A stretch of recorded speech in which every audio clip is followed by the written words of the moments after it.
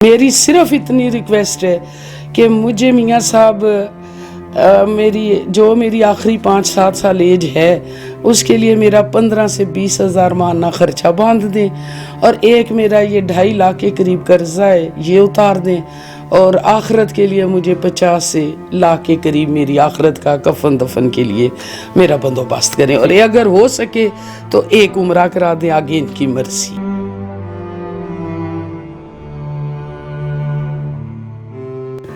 मेरे बच्चे, मेरी हड्डियां भी अब थक गई हैं। 22 साल हो गए इंसाफ मांगते मैं शदीद मेरा खत्म में आप तो ना बच्चों की एहसानमंद और झोली फैला के आपको दुआ दूंगी। मेरी फरियाद, मेरा सब्र अब जवाब देगा।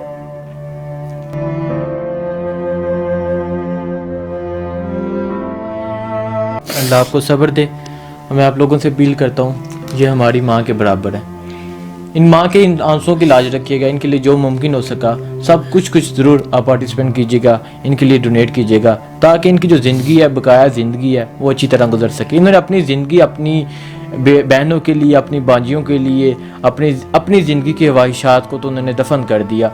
लेकिन आखिर में मैं मियाँ साहब से पूछना चाहता हूँ, मियाँ साहब अरबों रुपए के आपने असासे बनाए हैं, अपने बेटों के अरबों रुपए के असासे बनाए हैं, मरीम नवाज़ के अरबों रुपए के असासे बनाए हैं, करोड़ों रुपए की गाड़ियों में आप घूमते हैं। एक माँ के लिए, इनके लिए ये हमारी माँ के बराबर है, इनके लिए कुछ लाख रुपए नहीं थे आप दे सकते। अस्सलाम वालेकुम नाजरीन, मैं हूँ आपका मेज़बान हुसनैन, आप देख रहे हैं नया पाकिस्तान। नाजरीन, आज मैं मौजूद हूँ एक ऐसी खातून के साथ जो माशरे की ज़्यादतियों से पिसी हुई खातून है। सारी ज़िंदगी फाकों पे गुजार दी। इस खातून ने अपनी शादी तक ना की, और बताता चलूँ ये एक SP पुलिस अफसर की बेटी हैं। क्या वजह है कि ऐसी ज़िंदगी गुजारने की, क्या रीज़न है, इन्हीं से बात करते हैं, इन्हीं से पूछते हैं। अस्सलाम वालेकुम। जी वालेकुम सलाम। मेरे बच्चे, मैं आज जिस हालत में पहुंची हूँ इसके सिर्फ एक ज़िम्मेदार हैं, मियाँ मोहम्मद नवाज शरीफ साहब। मैं अच्छी भली जॉब में थी। मैं आपको अपनी थोड़ी सी स्टोरी सुना दूँ। मैं एक ईमानदार पुलिस ऑफिसर राजा शौकत अली की बेटी हूँ। मेरे वालिद साहब की ईमानदारी का नतीजा है कि आज मैं इस हालत में पहुँची हूँ। मेरे अबू की डेथ हुई 22 दिसंबर 80 में। बरसी वाले दिन 82 में मेरी मदर की डेथ हो गई। हम छोटी बहनें थीं। मैंने मैट्रिक की हुई थी और मैंने अपने जोरे बाजू से 82 में CDA में बतौर LDC जॉब शुरू की, क्योंकि मेरे घर में कमाने वाला कोई भी नहीं था। मैं दौरान जॉब मैं अपनी तलाश करती रही कोई अच्छी जॉब मिले।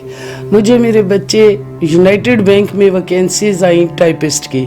मैंने वहाँ पे 3000 लड़के लड़कियों में टॉप किया, और मैंने UBL में बतौर टाइपिस्ट 83 14 जून ज्वाइनिंग थी। मैं अच्छी भली जॉब कर रही थी।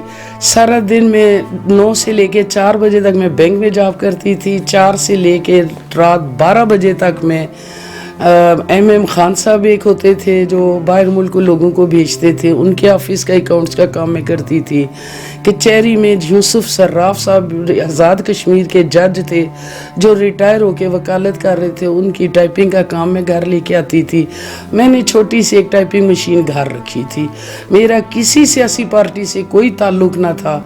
इस दौरान मेरी बदकिस्मती कि मेरी बड़ी बहन जिन्होंने मैं संभाला था, 2 बच्चियां छोटी, एक 1.5 साल की, एक तकरीबन 8 साढ़े 8 साल की छोड़ के बवजह कैंसर उनकी भी डेथ हो गई।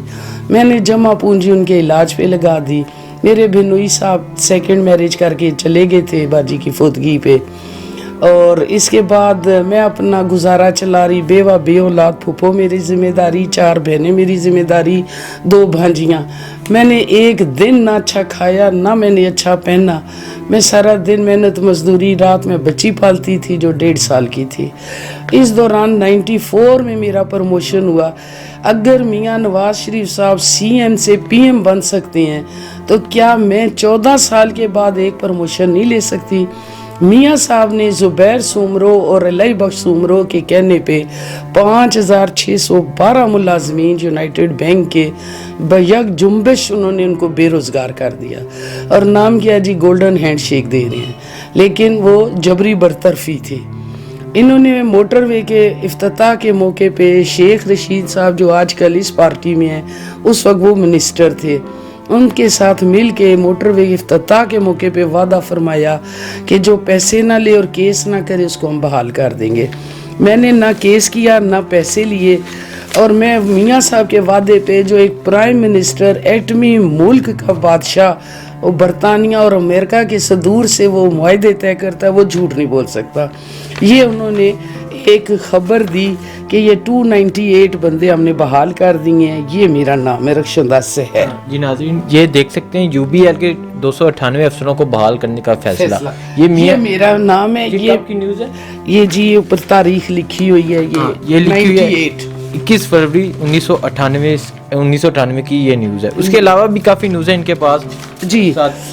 اور پھر پیر صابر شاہ کی نگرانی میں ایک کمیٹی بنائی گی کہ جی یہ آپ کی جائزہ لے گی۔ پیر صابر شاہ صاحب خود عمرے اور حج زکاتیں کرتے رہے اور انہوں نے ہمارے معاملات پہ توجہ نہ دی، اس دوران حکومت ٹوٹ گئی۔ اور آپ ساتھ یہ بھی بتائیے گا کہ یہ ساری جو میاں صاحب نے آپ کو نوکری سے نکالا، جو ملازمین کو فارغ کیا، تو کیا آپ نے میاں صاحب سے اپیل کی، بار بار اپیل کی، اس کے بعد میاں صاحب کا کیا رسپانس رہا؟ میاں صاحب تک اپیل پہنچی ہی نہیں، ان کی حکومت خود ختم ہو گئی اور میرے فاقے بول گئے۔ میں نے 14 مہینے کے بعد پیسے لیے، چونکہ میری بیٹی بڑی بھانجی بیمار تھی، اس کو نفسیاتی ہوگی، اس کو خون کی ومٹنگ آتی تھی۔ میں ڈاکٹر مبشر صاحب جو آج کل بے نظیر ہاسپٹل نام ہے، اس وقت سینٹر ہاسپٹل تھا، ادھر وہ تھے، انہوں نے مجھے بولا کہ ان کی ڈیتھ ہو گئی ہے کہ آپ بھی اس بچی کی شادی کر دیں ورنہ یہ پاگل ہو جائے گی۔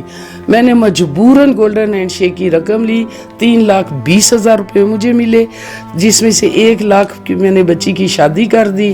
جابس کے لیے میں نے مختلف پرائیویٹ دفتروں میں وغیرہ میں گئی، لیکن لوگوں نے مجھ سے، کسی نے بولا جی آنٹی کا رواج نہیں ہے، آپ بڑی عمر کی ہیں، کسی نے مجھے 2-4 لفظوں میں آپ کلیئرلی بولیں جو آپ کو کہا گیا۔ یہ ہمارے معاشرے میں جو کہا جاتا ہے یہ انہی سے پوچھتے ہیں، انہوں نے یہ جب جاب کے لیے جاتے تھے انہیں کون سی پرابلم فیس کرنی پڑی؟ آپ ذرا کلیئرلی سب سے پہلے مجھے پرابلم ہوئی چادر کرنے کی، دوسری پرابلم ہوئی کہ جی آپ میک اپ نہیں کرتی، فیشن نہیں کرتی، آپ سادی ہیں، آنٹیوں کا رواج نہیں، اور 2-4 نے مجھے غلیظ لفظ سے بولا کہ ہمیں مڈ ایج کی عورتیں پسند ہیں، آپ ہمیں خوش کریں، ہم آپ کو بغیر جاب کے خوش کریں گے۔ وہاں میں رونے لگ پڑی، میں نے کہا میں نے ساری زندگی اپنی چادر کی حفاظت کی ہے، میں اپنے باپ کی قبر کی عزت رکھتی ہوں، میرا باپ بہت ایماندار تھا، وہ راہ چلتی لڑکیوں پہ ہاتھ سر پہ رکھتے تھے ان کے، میں اس باپ کی بیٹی ہوں۔ میں نے ایک مجبور ہو کے ایک چھوٹی سی منیاری کی دکان بنا لی، میں گزارا کرتی رہوں گی، لیکن عزت کی روزی کمائیں گی یہ اپنی بہنوں کے لیے، اپنی بانجیوں کے لیے، یہی ریزن تھی ان کی شادی نہ کرنے کی؟ جی، میں نے شادی اسی وجہ سے نہیں کی تھی، وہ چونکہ میرے پاس سرمایہ نہیں تھا اور میں جھوٹ نہیں بول سکتی تھی، میری دکان جو ہے نا وہ لاس میں چلی گئی۔ اس کے بعد پھر میں نے 2003 یا 4 میں میاں صاحب سعودیہ تھے، میں نے جدہ محل کے پتے پہ انہیں خط لکھا، اس میں نے تعریف بھی لکھی اور میں نے برائیاں بھی لکھی اور غصہ بھی لکھا، لیکن میاں صاحب کا اعلیٰ ظرف ہے کہ انہوں نے بجائے مجھے غصہ کرنے، مجھے لوگوں نے ڈرایا کہ یہ لوگ تمہیں پکڑ لیں گے، ماریں گے، یہ کریں گے، میں نے آگے سے ایک ہی جملہ رکھا کہ نہ میرے پیچھے ماں باپ نے شادی میں نے نہیں کی، بھوک میں ویسے بھی کاٹ رہی ہوں، جیل میں ڈالتے ہیں ڈال دیں، لیکن میاں صاحب کا وہ احسان میں نہیں اتار سکتی کہ انہوں نے مجھے وہاں سے صدیق الفاروق صاحب کو میرے گھر بھیجا، انہوں نے داماد ان کے کیپٹن صفدر صاحب کی کالز آئیں، میاں صاحب نے بات کی، انہوں نے مجھے 50,000 روپیہ بھیجا اور ساتھ مجھے انہوں نے بولا کہ بی بی آپ ہمارا انتظار کریں، ہم پاکستان آئیں، آپ کو کمپلسیٹ کریں گے، پاکستان آ کے آپ سے ملیں گے۔ نہیں، میں نے اپنی آڈیو سیڈیاں بنا کے مریم نواز صاحبہ کو بھیجی، شہباز شریف صاحبہ کو بھیجی،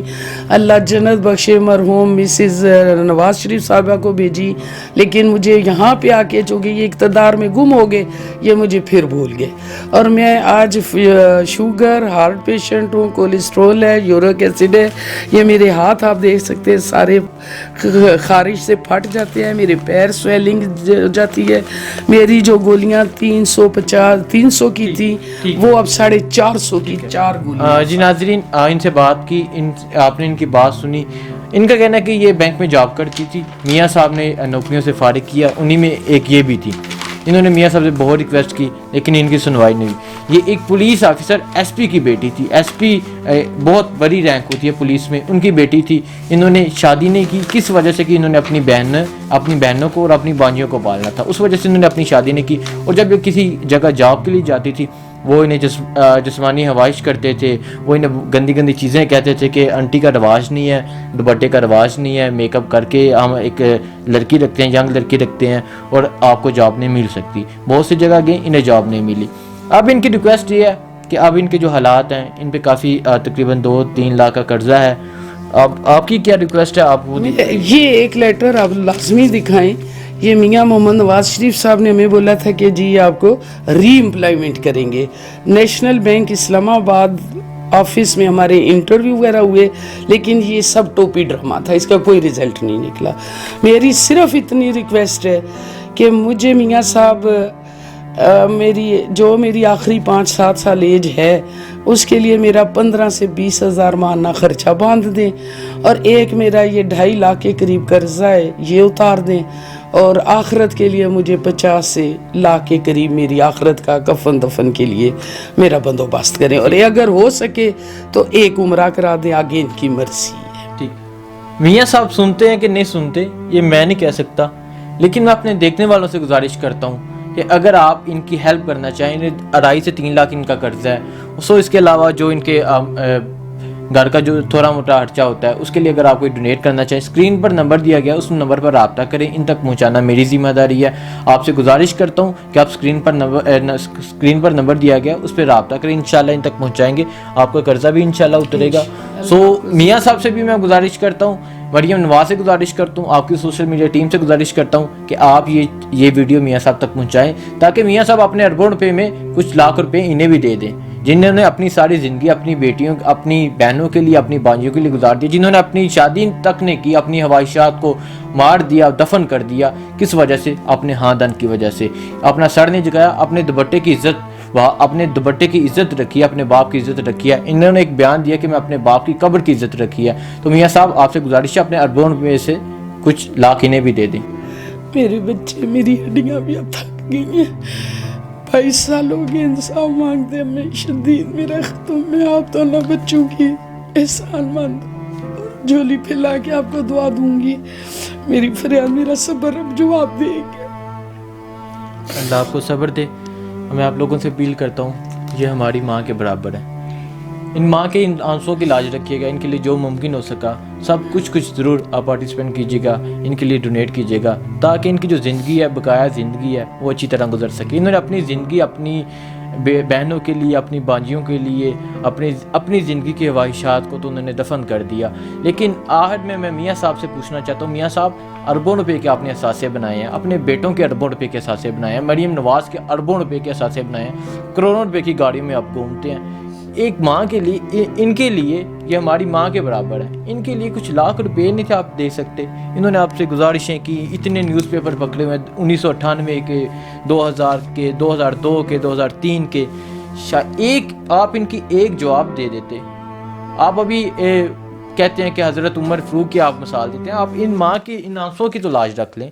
میں گزارش کرتا ہوں میاں صاحب سے بھی, آپ ہی کی وجہ سے ان کے یہ حالات ہیں. یہ ایک ایس پی پولیس آفیسر کی بیٹی ہیں, آپ ہی کی وجہ سے ان کے یہ حالات ہیں. آپ بھی ان کی فریاد سنیں.